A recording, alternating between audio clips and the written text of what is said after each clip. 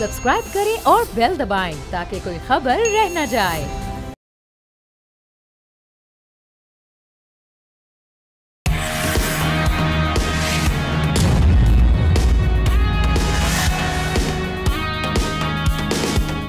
अस्सलाम वालेकुम नाजरीन, आप देख रहे हैं न्यूज़ पंच। मैं हूं आमना खटाना। आगाज़ करेंगे बिजली के बिलों से तंग सार्फिन के लिए एक अच्छी खबर से। वो ये है कि बिजली सस्ती होने की उम्मीद पैदा हुई है और ये खबर कि IMF ने बिजली के नरखों में कमी पर ग्रीन सिग्नल दे दिया है। ज़राए के मुताबिक नेपरा और वजारत तवानाई को मुशावरत से फैसला करने का इख्तियार मिल गया है, जिसके बाद फ़ी यूनिट 1 से 2 रुपये तक कमी का इम्कान है।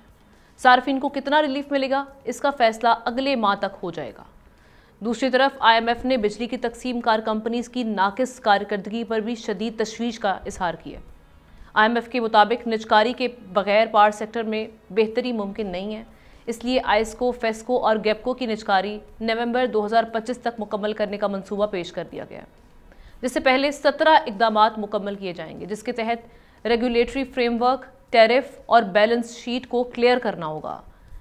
अब ये कितने बड़े चैलेंजेस हैं, क्या हुकूमत ये इकदाम कर पाएगी? मामला देख रहे हैं कि नवंबर तक की भी डेट दी गई है इसको प्राइवेटाइज़ करने के लिए। जितने भी हम देख रहे हैं कि पावर डिस्ट्रीब्यूशन कंपनीज हैं जिनको लेकर तशवीश का इजहार किया है। इसी पर बात करते हैं। तशामुल हक साहब सीनियर एनालिस्ट हमारे साथ हैं। एनर्जी एक्सपर्ट मोहम्मद आरिफ साहब ने भी हमें ज्वाइन किया इस सिलसिले में। दोनों का शुक्रिया अदा करेंगे। आरिफ साहब, कैसे देख रहे हैं ये अब जो नए अहदाफ, जो नए टारगेट सेट किए गए हैं, ये कितने बड़े चैलेंजेस हैं? और साथ ही साथ हम देख रहे हैं कि सर्कुलर डेट के हवाले से इसमें ये कहा जा रहा है जी कर्ज में जो कमी की जाएगी, ये कितना बड़ा चैलेंज होगा, क्योंकि 2024 में जो मंसूबा दिया गया था उस पे उसको IMF ने मुस्तरद कर दिया था। अब इनके पास नया प्लान क्या होगा इस सिलसिले में सर्कुलर डेट के? बहुत शुक्रिया जी।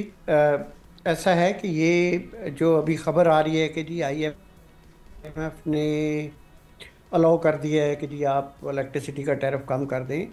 सबसे पहले तो बड़ा सीरियस कंसर्न मुझे ये है कि हमारी ये जो न्यूज़ रिपोर्टिंग और या उनकी जो करेक्टनेस है उसमें भी अंडरस्टैंडिंग में बहुत सीरियस डिफरेंस है। देखिए, जो टैरिफ कम करने का कोई ऐसा नहीं है, एक्सेप्ट वन थिंग, उसमें फ्यूल चार्जेस एडजस्टमेंट एक कंपोनेंट है पूरे बहुत से और कंपोनेंट्स के अंदर। इंटरनेशनली क्योंकि क्रूड ऑयल की प्राइसेस कम हुई हैं तो उसका जो इम्पैक्ट है वो इम्पैक्ट FCA के अंदर या फ्यूल चार्जेस एडजस्टमेंट के मद में रिफ्लेक्ट हो रहा है कि जी वो कम होगा, और वही एक रीज़न है जिससे थोड़ी बहुत ₹1-2 इलेक्ट्रिसिटी टैरिफ में कमी आएगी। ये इसका कोई तल्लक IMF के साथ बिल्कुल नहीं है, या उसकी कंडीशंस ये नहीं है कि जी उसने को अलाउ कर दिया है, या हम इतने नायल हैं कि हम 2+2 4 जानते हुए भी हमें ये पूछना पड़ेगा कि क्या हम इसको 4 समझ लें, 2+2 को 4 समझ लें। IMF से पूछना पड़ेगा, ऐसे नहीं है। इट इज़ मियर कैलकुलेशन, और calculation on the basis of international crude oil price, and that is the only component. अच्छा, एक चीज़ तो होगी एक तरफ। दूसरी जो बहुत से इश्यूज़ हैं, वो इश्यूज़ इलेक्ट्रिसिटी सेक्टर हो या ओवरऑल एनर्जी सेक्टर हो, जिसमें गैस सेक्टर है, ऑयल है, सारे इश्यूज़ जो है बजाय इसके कि उनका कोई एक होलिस्टिक हल तलाश करने के या किसी ऐसे नुक्ते से तलाश करें कि जिससे मसाइल हल होने शुरू हो जाए, वो मुझे अभी भी नज़र नहीं आ रहा। देखिए, अभी प्राइवेटाइजेशन की आपने बात की कि निजकारी होगी, और निजकारी से पहले जो डिस्ट्रीब्यूशन कंपनीज की निजकारी, उससे पहले ये कहा जा रहा है कि जनाब अच्छा पहले तो उन्होंने क्लीन स्लेट करनी पड़ेगी, उनके सारे जितने भी आउटस्टैंडिंग डेट्स हैं क्लियर करने पड़ेंगे, बैलेंस शीट क्लियर करनी पड़ेगी, टैरिफ एडजस्टमेंट करनी पड़ेगी, रेगुलेटरी फ्रेमवर्क करना पड़ेगा।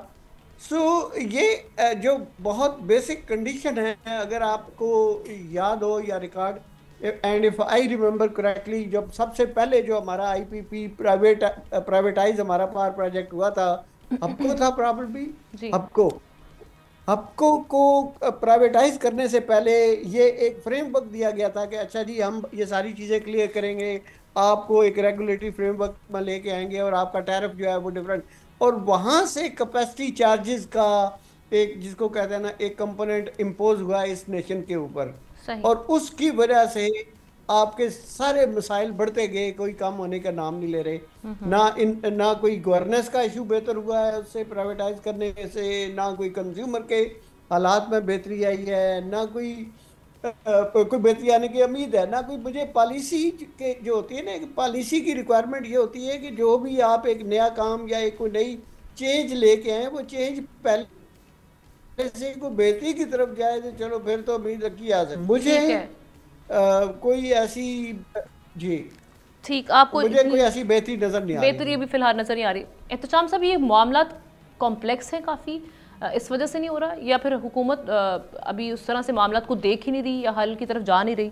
दूसरी चीज़ ये कि किस हद तक रिलीफ का इम्कान है? ये जो सारे इकदाम 17 जो कह रहे हैं जी पॉइंटर्स हैं, इन पर अमल दरामद किया जाएगा, इनको मुकम्मल किया जाएगा, उसके बाद किस हद तक रिलीफ मिलेगा?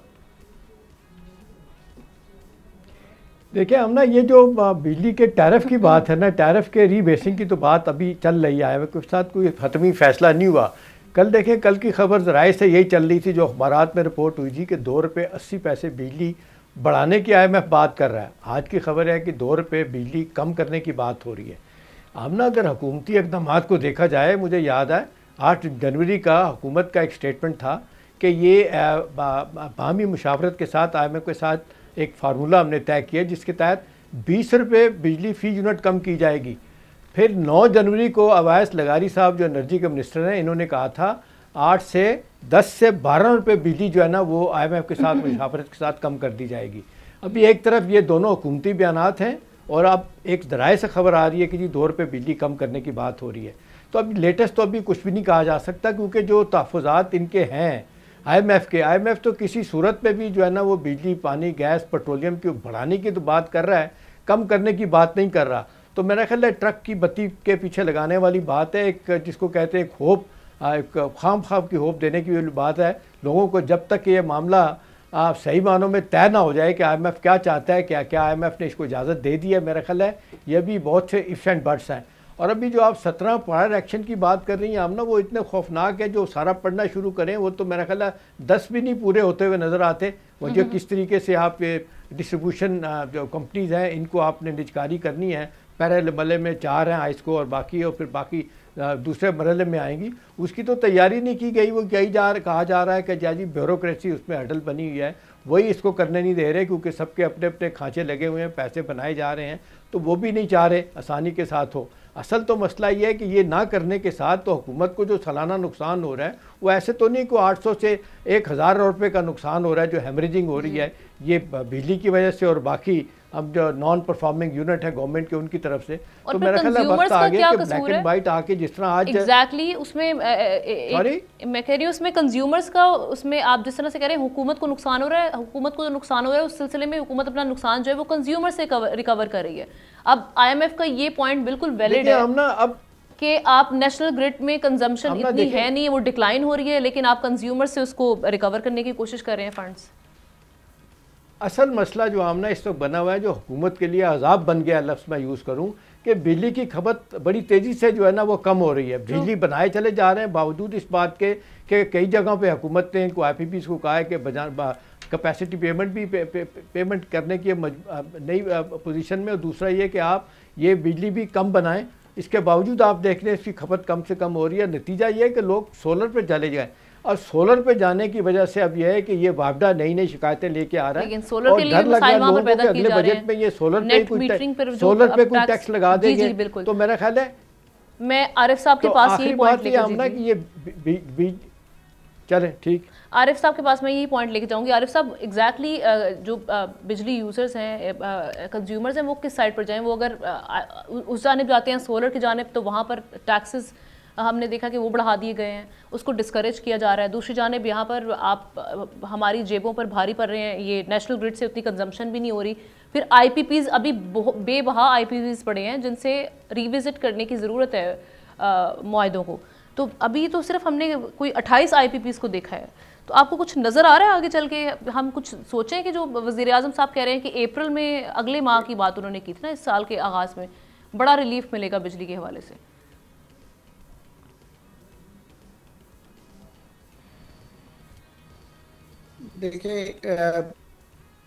देखें कोई भी पॉलिसी या स्टार्टिंग पॉइंट कंज्यूमर्स होने चाहिए। कोई भी पॉलिसी है गवर्नमेंट की कि वो प्राइसेस किसी कम्युनिटी की बढ़ानी है या कम करनी है।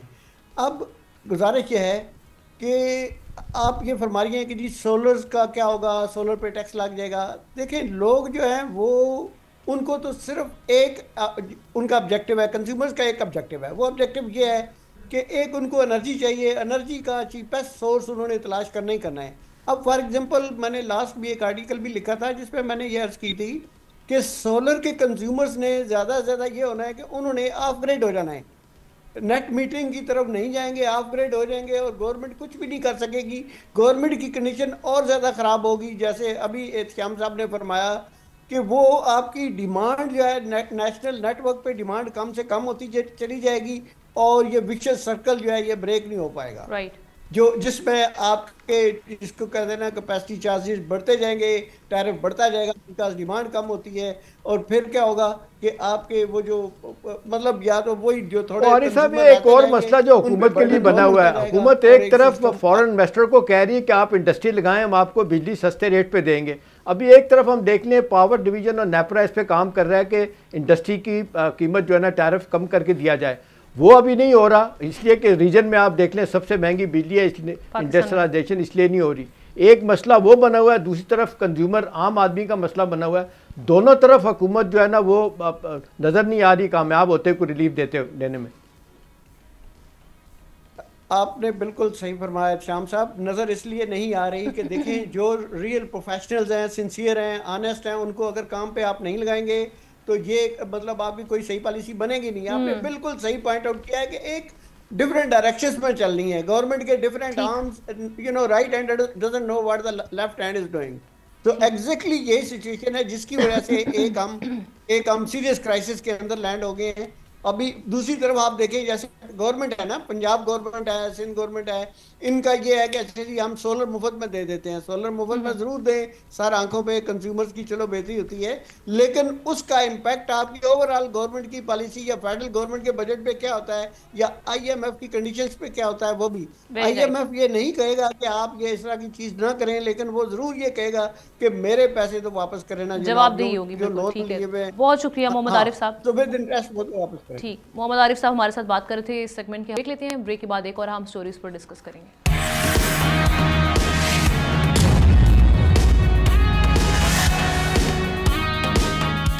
हमारी नेक्स्ट स्टोरी के हवाले से बात करेंगे। हुकूमत की बड़ी इत्तेहादी पीपल्स पार्टी ने पानी की तकसीम पर अपने तहफ़्फ़ुज़ात का इजहार कर दिया है। पानी की तकसीम के साथ साथ पंजाब में किरदार ना मिलने की शिकायत लिए बिलावल भुट्टो वज़ीर आज़म हाउस गए। बिलावल ने वज़ीर आज़म से कहा कि दरियाए सिंध से मज़ीद नहरें निकालने से सिंध भर में तशवीश है और ये यकतरफ़ा पॉलिसियाँ वफाक पर शदीद दबाव का बायस बन रही हैं। दूसरी जानिब सदर आसिफ जरदारी ने पार्लियामेंट के मुश्तरका इजलास से खिताब में भी दरियाए सिंध से नहरें निकालने के हुकूमती मनसूबे की मुखालफत कर दी। उन्होंने कहा कि वफाकी इकाइयों की मुखालफत के बावजूद यकतरफ़ा फ़ैसला कबूल नहीं है। नाज़रीन, वफाकी हुकूमत ने ग्रीन इनिशिएटिव के तहत दरियाए सिंध से 6 नई नहरें निकालने का मनसूबा बनाया है। हुकूमत के मुताबिक इससे जनूबी पंजाब की बंजर ज़मीनें आबाद होंगी, मगर सिंध को तहफ़्फ़ुज़ात हैं कि इस मनसूबे से इसे पानी की शदीद कमी का सामना करना पड़ सकता है। इस मुमकिना ख़तरे के ख़िलाफ़ सिंध में शदीद एहतजाज भी जारी है।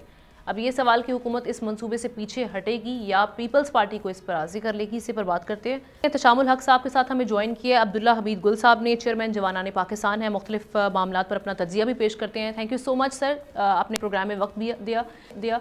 ये कहिएगा कि अभी जो ये हम देख रहे हैं वफाक और सिंध में नहरों को लेकर, सिंध से जो नहरें निकाली जाएंगी उस पर एक हम देख रहे हैं काफ़ी कंसर्न्स पाए जा रहे हैं। अब इस पर आसिफ जरदारी साहब ने भी लबकुशाई की है, तो आप बताइएगा कि ये जो मामला है इसमें सिंध हुकूमत के कंसर्न्स हैं वो दुरुस्त हैं, आप ये समझते हैं? और दूसरा ये कि जो इस पर अपोजिशन कह रही है कि सिंध हुकूमत भी सिर्फ दिखावे की हद तक की स्टेटमेंट दे रही है, बेसिकली ये भी अपनी पानी बेचने पर तुले हुए हैं, किस तरह से देख रहे हैं आप? बिस्मिल्लाहिर्रहमानिर्रहीम। देखिए, इसमें तो कोई शक व शुबा नहीं है कि तीसरी जंग अजीम जो है वो ना टेरिटोरियल एक्सपेंशन के ऊपर होगी और ना ही रिलीजियस एक्सपेंशनिज्म पे होगी, बल्कि वो पानी के ऊपर होगी। और दूसरी बात यह है कि हम एक ऐसे मुल्क में रह रहे हैं जहाँ के पानी की पहले ही किल्लत है और पाकिस्तान दुनिया के पहले 25 ममालिक में आ खड़ा हुआ है जहाँ पानी की किल्लत, जिनको वाटर स्केर्स कंट्री कहा जाता है। और ये भी हकीकत है कि दुनिया में इस टाइम पे पानी पीने का जो साफ पानी लोगों के लिए अवेलेबल है वो 2.7% है। और जाहिर है ये एक बहुत ही कम तादाद है। और जिस तरीके से पाकिस्तान में मौसमी तब्दीलियों की वजह से रुनुमा होने वाले चैलेंजेस जो हमें दरपेश हैं, उसके हवाले से पानी एक बहुत बड़ा इशू है। लेकिन जहां तक इसका सियासत से ताल्लुक है, मेरे ख्याल है इसको सियासत से नहीं जोड़ना चाहिए, बल्कि हमें देखना चाहिए कि अदल और इंसाफ दोनों चीज़ें मौजूद हैं। इंसाफ तो यह है कि जी अगर एक वालिद के पास 2 लाख रुपए हैं और उसके 2 बेटे हैं तो 1-1 लाख दोनों को मिल जाना चाहिए। लेकिन अदल ये कहता है कि अगर एक भाई ज़रा मजबूत है और उसके पास चीज़ मौजूद है तो वो अपने दूसरे भाई के लिए करता है। अब पंजाब है वो एक बहुत बड़ा, आपको पता है, सूबा है और पाकिस्तान की ज़राअत की बैकबोन कहलाती है। दूसरी जानिब सिंध है, सिंध के अंदर भी जो है वो बहुत अच्छी जो पैदावारी सिलसिला है वो चलता है।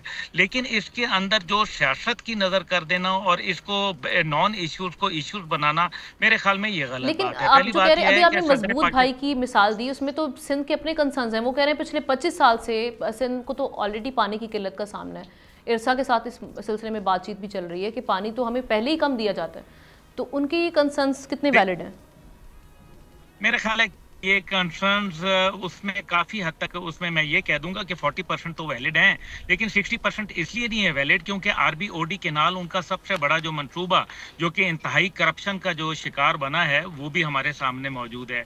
और जिस तरीके से वहाँ अभी जब सैलाब की सूरत बनी और उसमें लोगों के साथ जो जुल्म हुआ, और सबसे बड़ा का प्रॉब्लम यह है कि सिंध से जो पानी का इखराज है वो सारा का सारा तो समुंदर में चला जाता है और वो जुल्म हो जाता है। एक साफ पानी, शफाफ पानी जो कि आपके लिए काबिल काश्त है, आपने उसके लिए मैकेनिज्म ही नहीं डेवलप किया। ये ऐसा ही है कि जैसे पाकिस्तान के अंदर बिजली तकरीबन 36,000 मेगावाट की प्रोडक्शन हमारे पास फैसिलिटी मौजूद है, लेकिन जो तरसील के लिए टोटल 22,000 मेगावाट की हमारे पास, यानी कि तरसील 22,000 मेगावाट से ज्यादा हम कर नहीं सकते। यही काम सिंध भी हो रहा है।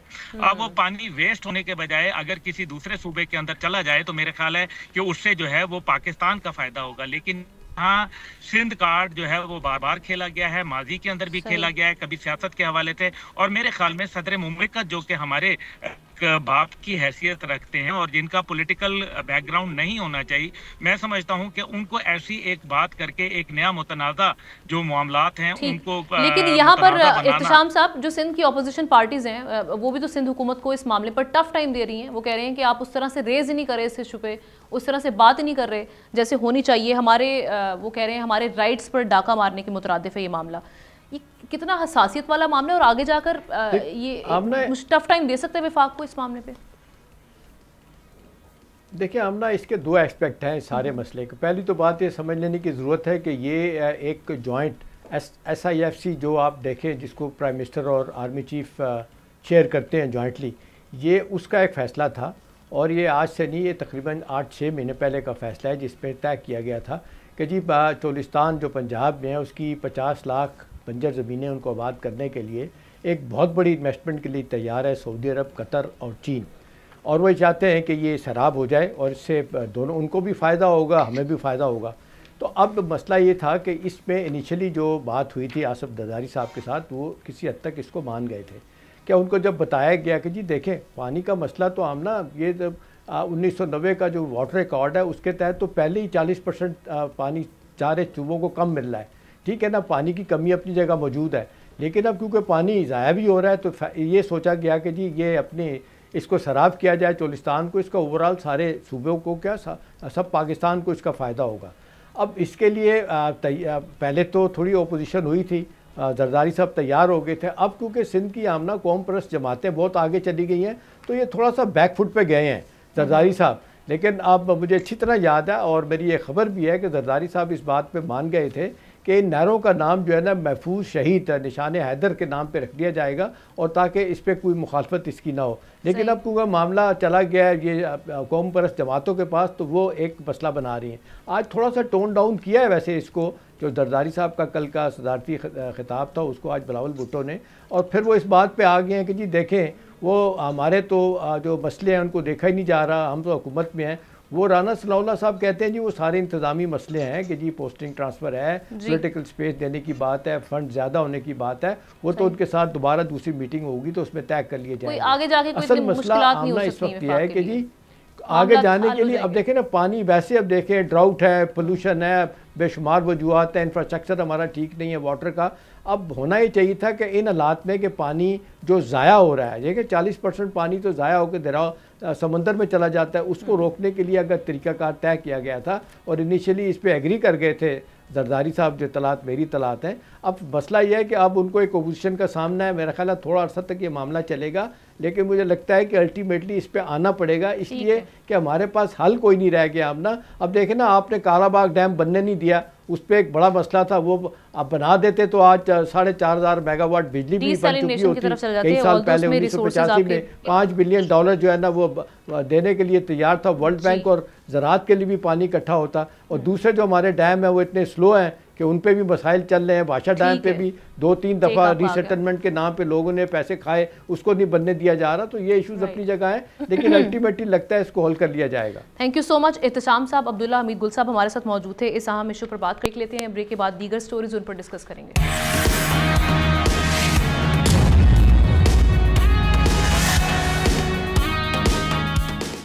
Welcome back. हुकूमत ने गैर कानूनी मुकीम अफराद को 31 मार्च तक मुल्क छोड़ने का हुक्म दे रखा है।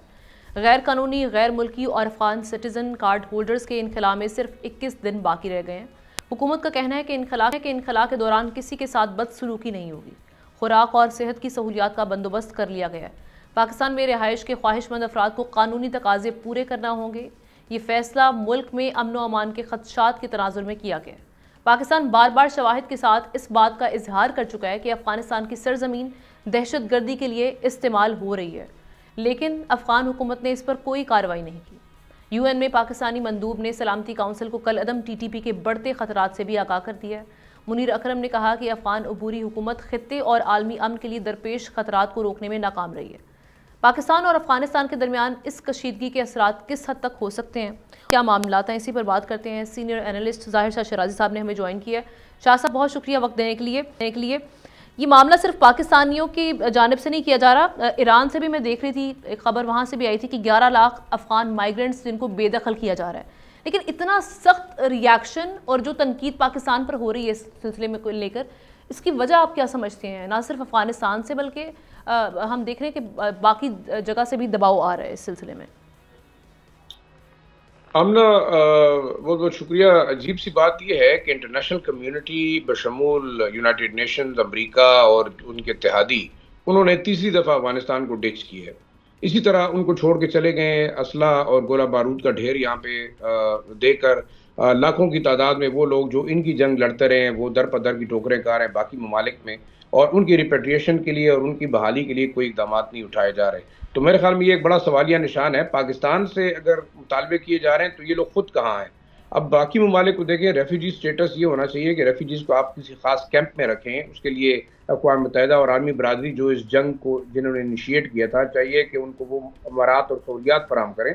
लेकिन यहाँ तो आप देख लें, ये पोश एरियाज़ के अंदर रह रहे हैं, अरबों रुपए के कारोबार कर रहे हैं, फेक नामों के ऊपर उन्होंने शनाख्ती कार्ड बनाए हुए हैं, बिल्डिंग्स बनाई, और सबसे जो ख़तरनाक सूरत हाल है कि दहशतगर्दों की पुष्टपनाही और उनको सपोर्ट और लॉजिस्टिक फराहम करने में भी बहुत सारे ऐसे लोग मौजूद हैं। हम ये नहीं कहते कि तमाम के तमाम लोग क्रिमिनल्स होंगे, लेकिन ये एक बिल्कुल अटल हकीकत है कि जो है यहाँ मौजूद जो लोग हैं वो सिंपैथाइज करते हैं और उनको सपोर्ट करते हैं, जिसकी वजह से पाकिस्तान देख रहे हैं कि पिछले 2-3 माह के अंदर दहशतगर्दी की कितनी कार्रवाइयाँ हुई हैं। अब आते हैं बॉर्डर की तरफ। अगर बॉर्डर को देखा जाए तो बड़ी अजीब सी बात है कि सिर्फ चमन बॉर्डर और तोरखम बॉर्डर को ही बंद किया जा रहा है। बाकी छोटी छोटी क्रॉसिंग जो है वहाँ से मूवमेंट हो रही है, अनफ्रीक्वेंटेड रूट से लोग वापस आ रहे हैं। अब आप देखें तोरखम बॉर्डर के ऊपर जिस तरीके से एग्रेशन की जा रही है, बाकायदा इस वक्त काबुल हुकूमत की जानिब से बाकायदा पाकिस्तान के कंस्ट्रक्शन दोबारा से शुरू कर दी गई है। देखिए, कंस्ट्रक्शन ऐसा है कि एक इंटरनेशनल प्रोटोकॉल है। अगर आप बॉर्डर के ऊपर कोई चेक पोस्ट बनाना चाहते हैं, कोई गुजरगाह बनाना चाहते हैं, तो आपको अपने पड़ोसी मुल्क को बताना चाहिए। अब ये लोग 100 मीटर से बढ़कर पाकिस्तान की हदूद के अंदर 10 मीटर तक आ गए हैं और ये गैर कानूनी चेक पोस्ट बनाई जा रही है।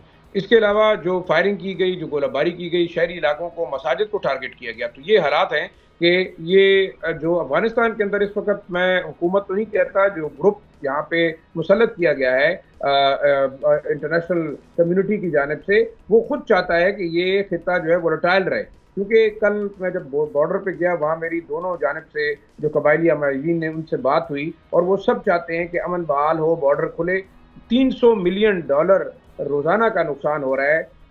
लेकिन ये तो शाह साहब दोनों जानिब हो रहा है नुकसान ही वाला, तिजारत रुकने से हम देखिए मेरे ख्याल में अगर आप बिल्कुल दोनों जानिब हो रहा है, और काबुल की जो इंतजामिया है उनको अपने अफगानियों की फिक्र नहीं है। उनके कम से कम 3-4 हज़ार कंटेनर अफगान ट्रक ड्राइवरों के वो बॉर्डर के ऊपर खड़े हैं, जिनमें सब्जी है, जिनमें पेरिशेबल आइटम्स हैं, जो कि तबाह बर्बाद हो गई है। लाखों रुपए का उनका नुकसान हुआ है। पिछले तकरीबन 2-2.5 हफ्ते से ट्रक खड़े हैं, उनके टायर फट गए हैं। ये तो ज्यादातर अफगान ट्रकर्स हैं, तो ये अपने लोगों के ऊपर भी रहम नहीं करे। फिर एक आम चीज बताऊं, कल 2-3 दफा जिरगा हुआ, कबायली हमायतदीन ने ये पाकिस्तानी हुकाम को यकीन दहानी कराई कि वो जाकर चेक पोस्टों और गैर कानूनी जो तामीरात हैं उनको बंद कराएंगे और कोशिश करेंगे कि वो काबुल इंतजामिया से बातचीत करके इस रास्ते को खोलने की बात करें। लेकिन जो अहम नुकता है वो ये है, इस रास्ते को बंद करने की 2 वजूहत हैं। एक तो मेरे ख्याल में काबुल हुकूमत के पास इतने इंतजाम नहीं है कि जो अफगान महाजरीन वापस जाएंगे उनकी बहाली के लिए उनके लिए इंतजाम वो कर सकें, क्योंकि बिल्कुल तैयार नहीं है। जो 1.93 बिलियन डॉलर आ रहे थे अमेरिका की जाने से, वो भी बंद हो गए। जो इससे पहले पैसा आया है वो आपस में तकसीम और बंदरबांट होती रही है। तालिबान के दरमियान जो वाज़े किस्म के इख्तिलाफात हैं, रिफ्ट हैं, वो ओपनली नजर आ रहे हैं। एक ग्रुप चाहता है कि वो तमाम ग्रुपों को जो है वो जेर तसल्लुत लेके आए। तो मेरे ख्याल में ये तमाम इशूज ऐसे हैं कि अब इंटरनेशनल कम्युनिटी को सोचना चाहिए कि अगर ये लोग अपने लोगों को वापस नहीं बुला रहे तो ये किस किस्म की हुकूमत है कि जो अपने मुल्क के लोगों से ही दुश्मनी करें। एग्जैक्टली जहां पर आप बात कर रहे हैं प्रॉस्परस अफगानिस्तान की, डेवलप्ड नेशन की बनने की बात कर रहे हैं, वहां पर हम देख रहे हैं कि इसके जो इकदाम किए जा रहे हैं वो बिल्कुल इसके बरक्स है। थैंक यू सो मच, दारशा शराजी साहब हमारे साथ मौजूद थे इस सिलसिले में बात करने के लिए। मूविंग स्टोरी जो कि इंटरनेशनल एरिना से डोनाल्ड ट्रंप की व्हाइट हाउस में वापसी के साथ हम देख रहे हैं कि आलमी मंजरनामा फिर से गर्म होने लगा है। ट्रंप के आयतुल्लाह खामनई को लिखे गए खत के बाद कशीदगी में इजाफा देखा जा रहा है क्योंकि चाइना, रशिया और ईरान ने चाबहार के करीब मुश्तरका फौजी मशकों का ऐलान कर दिया है। ये मशकें एक ऐसे वक्त में हो रही हैं जब खित्ते में नई सफ़बंदियाँ तेज़ी से जन्म ले रही हैं। ईरान के लिए ये मशकें महज अस्करी ताकत का मुजाहरा नहीं बल्कि एक वाज़े ऐलान भी हैं कि वो किसी भी मुमकिन ख़तरे के लिए तैयार है। चाइना और रशिया की शमूलियत मगरबी ताकतों के लिए भी एक बड़ा सिफारती चैलेंज बन सकती है। इस सूरत हाल में कि जब दुनिया पहले ही गैर यकीनी हालात से दो चार है, यूक्रेन जंग, मशरिक़ वस्ता में जारी कशीदगी और अब ये नई फ़ौजी मशकें, क्या दुनिया किसी बड़े जोग्राफियाई और सियासी बहरान के दहाने पर खड़ी है? इसी पर बात कर ex ambassador doctor Jamil Ahmad Khan sahab ने हमें ज्वाइन किया। Thank you so much sir. ये जो हमने देखा कि ट्रंप की धमकी के बाद अब जो इकदाम किए जा रहे हैं ईरान की जानिब से, जो मुश्तरका मशकें हैं, इनकी टाइमिंग बड़ी इंपॉर्टेंट है। वैसे तो ये 2024 में 2023 में भी की गई हैं, लेकिन अब टाइमिंग बड़ी इंपॉर्टेंट है।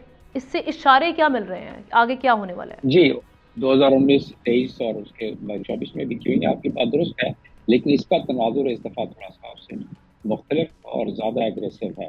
और ये 3 जो ममालिक अब कर रहे हैं, यानी ईरान, रशिया और चाइना, इन्होंने कुछ अर्सा पहले, रशिया ने तो बस 2-2.5 महीने पहले अपना डिफेंस कोऑपरेशन एग्रीमेंट साइन किया है ईरान के साथ, और चाइना पहले कर चुका है।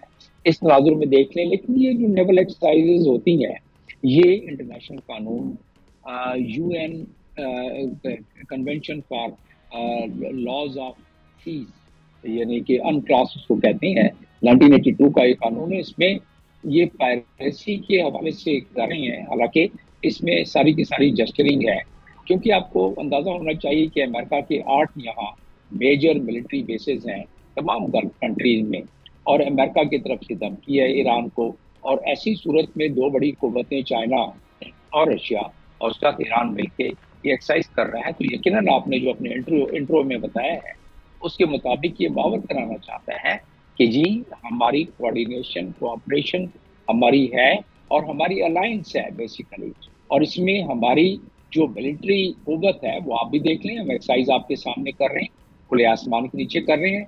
उसमें आप हमारी साइबर कुव्वत देख लें, आप उसमें हमारी फायरिंग पावर कुव्वत देख लें, आप इसमें हमारी बाकी जो मिलिट्री माइट है वो देख लें, क्योंकि सिर्फ नेवी के साथ साथ इसमें गहरी बेड़े भी हैं। तो उस लिहाज से डिफेंस कोऑपरेशन डीप होते जा रही है इन तीनों ममालिक में, और ये जो मनूवरिंग करेंगे ये जाहिर करता है, ये गम्बाजी करता है कि इस तीनों ममालिक बड़े स्ट्रॉन्ग अलाइज हो गए। और मैंने आपको पहले जिक्र किया कि अभी चंद हफ्ते पहले defence agreement, cooperation agreement Russia ने जो किया है वो बड़ी कलीदी नोयत का है। डिफेंस कोऑपरेशन एग्रीमेंट तो उस लिहाज से ये अपने मद्दे मुखालिफ को बताने के लिए भी किया जाता है कि देखिए हमारी इतनी कुव्वत, हमारी इतनी सलाहियत है, तो आप कोई एडवेंचर या मिस एडवेंचर न करना इस इलाके में, क्योंकि और अगर अमेरिका इस एक्सटेंट तक जाता है डॉक्टर साहब, तो आप समझते हैं कि चाइना और रशिया बैक पर होंगे, वो ऐसी सपोर्ट करेंगे जैसे कि ब्लॉक बना हुआ है, हम देख रहे हैं कि अभी जो मामला चल रहे हैं इनके मुश्तरका? उसका जवाब ये है कि चाइना और ईरान का मिलिट्री इंटेलिजेंस कोलैबोरेशन का एक फैक्ट है। तो चाइना उनको हर किस्म की फिजाई, खिलाई यानी कि स्पेस और ज़मीनी इंटेलिजेंस प्रोवाइड करेगा। फिर defence collaboration and cooperation agreement Russia का है इसके साथ, ईरान के साथ, और उसमें बहुत सारी ऐसी चीजें हैं जिसमें रशिया के पास कोई चॉइस नहीं होगी, बल्कि रशिया को बीच में आना पड़ेगा। किस अंदाज में आता है? आर्मामेंट के अंदाज से आता है। ज़ाहिर है बुट्स ऑन द ग्राउंड मुश्किल मालूम होती हैं जब दो इतनी बड़ी कुव्वतें आमने सामने हो जाएं। तो जिस तरह के ट्रंप बता रहे थे ज़ेलेंस्की को अपने ओवल हाउस में कि क्या आप तीसरी जंग कराना चाहते हो, आप जुआ खेल रहे हो कि तीसरी जंग हो जाए। तो क्यों कहा था उन्होंने? क्योंकि ज़ेलेंस्की कह रहा था कि आप हमें गारंटी दो सिक्योरिटी, यानी कि आप यूक्रेन में अपनी डिप्लॉयमेंट करो। तो अमेरिका की सिक्योरिटी गारंटी का मतलब ये था कि अमेरिका की इन्वॉल्वमेंट, तो अमेरिका की इन्वॉल्वमेंट का मतलब ये था तीसरी आलमी जंग। इसी तरीके से Russia boots on the ground तो नहीं करेगा, जिस तरह अमेरिका यूक्रेन की सपोर्ट करता रहा है, इसी तरीके से रशिया ईरान की यकीनन करेगा, क्योंकि उनकी तो अब एग्रीमेंट है बीच में। तो उस लिहाज से यस, आपकी बात बिल्कुल दुरुस्त है कि रशिया आएगा बीच में और इस अंदाज में आएगा, क्योंकि ये ज्वाइंट मिलिट्री एक्सरसाइज इस वक्त करने का ये एक इंडिया यही है कि इस वक्त हम एक साथ हैं और इसमें जियो पोलिटिकल अलायंस हम अपना दिखाना चाहते हैं। इसमें ईरान की तरफ से एक पैगाम है कि दे आर रेडी। ठीक है, thank you so much. Jamil Ahmad Khan sahab हमारे साथ मौजूद थे इस मामले पर बात करने के लिए। इसके साथ ही नाज़रीन प्रोग्राम का वक्त खत्म हो जाता है। आपसे इंशाल्लाह कल मुलाकात करेंगे। अल्लाह हाफिज़।